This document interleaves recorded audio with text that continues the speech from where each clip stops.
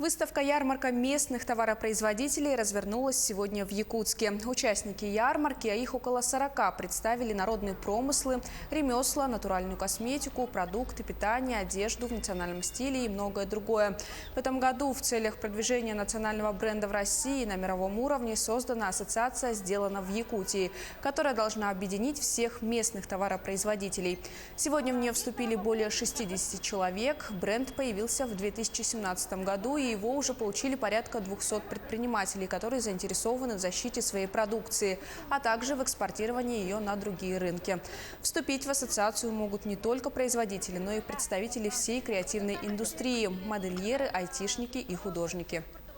Молодые предприниматели у нас очень креативные. Это не только сувенирщики, это не только художники, это и фотографы, модельеры. Это наша киноиндустрия, которая очень сильно у нас развивается.